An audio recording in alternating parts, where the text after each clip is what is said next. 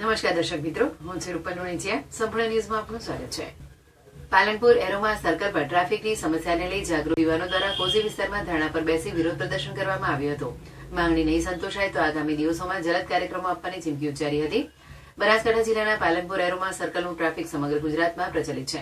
આ ટ્રાફિકની સમસ્યાથી શહેરીજનો તેમજ વાહન ચાલકો પરેશાન છે, જેથી તંત્ર દ્વારા આ દિશામાં તપાસ કરી ટ્રાફિકની સમસ્યાનો ઉકેલ લાવવામાં આવે તેવી માંગ સાથે જાગૃત યુવાનો શુક્રવારે કલેક્ટર કચેરી બહાર મુલકી ભવન પાસે ધરણા ઉપર બેઠા હતા. તેમની માંગણી છે કે બાયપાસની કામગીરી ચાલી રહી છે તે ઝડપથી પૂરી કરવામાં આવે, તેમજ શહેરમાં ઓવરબ્રિજ અને અંડરપાસ બને, તેમજ જ્યાં સુધી બાયપાસ બને ત્યાં સુધી ભારે વાહનો શહેરમાં પ્રતિબંધ મૂકી વૈકલ્પિક રસ્તા ઉપરથી ભારે વાહનોનું ડાયવર્ઝન આપવામાં આવે તેવી માંગ સાથે ધરણા કરવામાં આવ્યા છે. જો માંગણી નહીં સંતોષાય તો આગામી દિવસોમાં ઉગ્ર આંદોલન કરવાની ચીમકી ઉચ્ચારવામાં આવી છે. જસવંતસિંહ વાઘેલા, પાલનપુર શહેરમાં અત્યારે ટ્રાફિક સમસ્યા એક મોટો પેચીદો પ્રશ્ન છે. તેનું યોગ્ય નિરાકરણ આવે તે હેતુથી અમે આજે આ ધરણા કાર્યક્રમ રાખેલો છે. 2021માં અમે શહેરના જાગૃત નાગરિકો દ્વારા જન આંદોલન છેડ્યું હતું અને તાત્કાલિક મુખ્યમંત્રીએ ઓવરબ્રિજ અને બાયપાસની આ શહેરને ભેટ આપી હતી. અને તે પૈકીનું બાયપાસનું કામ માટે ફંડિંગ પણ સરકારે ફાળવી દીધું છે, પણ બાયપાસનું કામ અત્યારે ગોકળ ગતિએ ચાલી રહ્યું છે. તે કામ ઝડપી પૂરું કરવામાં આવે. આ ઉપરાંત શહેરમાં ઓવરબ્રિજ અને અંડરપાસ તાત્કાલિક બનાવવામાં આવે.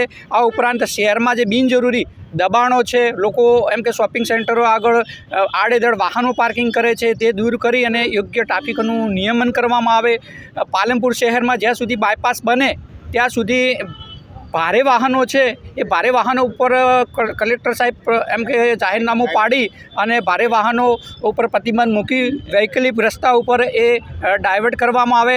અમે આજે આ શહેરના જાગૃત નાગરિકો ધરણા ઉપર બેઠેલા છીએ. 4 વાગે કલેક્ટર સાહેબને આવેદનપત્ર આપીશું. અમે ભૂતકાળમાં એક મિસકોલ અભિયાન પણ છેડ્યું હતું, જેમાં 20,000 થી 25,000 લોકોના મિસકોલથી અમને સમર્થન મળ્યું છે. એ સંખ્યાના લિસ્ટ સાથે અમે મુખ્યમંત્રીને આવતા વીકમાં રજૂઆત કરવાના છીએ. જરૂર પડે તો નીતિન ગડકરી સાહેબ છે જે કેન્દ્રીય મંત્રી, એમને ઈમેલ અને ટ્વિટરથી પણ જાણ કરવાના છીએ.